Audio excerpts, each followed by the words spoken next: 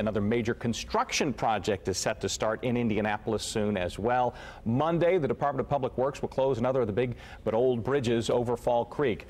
Let's talk to Dan Parker, the director of DPW, about it this morning. Thanks for being here. Thank you, Scott. There have been a series of these. So which of the big streets shuts down now, and how does it fit into the puzzle pieces? College Avenue on Monday will That's close. A big one. Yep. It's a big one. About 13,000 cars a day use College. Meridian Street, that Citizens Energy is working on currently and closed at 28th Street, will reopen on Sunday. So that will be open. College will close. And this is a rehab project that we need to get done before winter. If you've seen some of the pictures of the bridge, it does need work. It was built in 1905.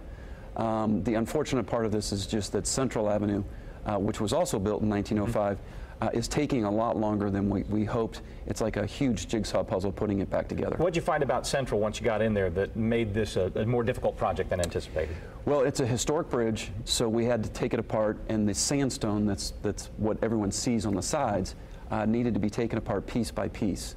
And we're putting it back together, and those pieces that we're putting back in are 3-ton pieces, so they're the equivalent of the weight of your car.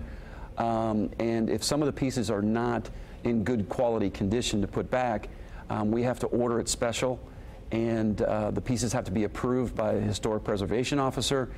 So it is a meticulous putting back a huge jigsaw puzzle being put back together over Fall Creek. If anybody's ever rehabbed a truly old home, you may know some of those rules that are in place. It's true for bridges as well. Boy, it had to happen though, didn't it, that Meridian would be ready for this? How close a call is that? Well, we were working closely with our partners at Citizens Energy to make sure that Meridian was open before we did this on College. We understand that folks are frustrated commuting from the north side, but these construction projects are needed, and these bridges, we hope, are going to last a lot longer after the construction. If there is that lingering frustration, people may wonder, why did you have to do all of these at this time? Or is that the idea, get it all at once and get it out of the way? Well, with College, we wanted to get it done before winter. Right. If you see some of the cracks in the condition of the pavement and the sidewalks, and there was actually a car that drove off the side and took out a railing on the side of College Avenue Bridge. We wanted to get it done before winter, and we had federal funding available to get the project done. So the cost of the project was defrayed by the federal government. You brought up the idea of cracks in the road. We know what those can bring with freezing and thawing and things like that. You wince. You're in a thankless job. You know you're in a thankless job. And you know I'm going to ask you about potholes. Last year seemed like a really rough year. And is there anything you can do, and what are you doing to prepare for the unknown of the year ahead? Well, we're preparing for, the mayor announced in the State of the City, reconstituting of our street maintenance, so we're going to be bringing that online to have available to work on the streets. Really, a lot of it is dependent on the weather. Last year, we had so many days where the temperatures went up and down, over freezing, with not a lot of snow, but rain and ice, which gets into those cracks. It freezes, it thaws, it creates those things that we don't even talk about that P word. We do, though, so don't you change your number, all right? Again, the big changeover happens this weekend into Monday. If you've wanted to use Meridian for a long time but you've not been able to, that's a headline. You should be able to do that.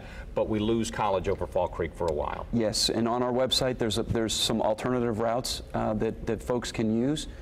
We've had signs up on College and Binford and Fall Creek for about a month now, announcing that this is going to happen. So we want to make sure that everyone knows come Monday morning it's going to be closed.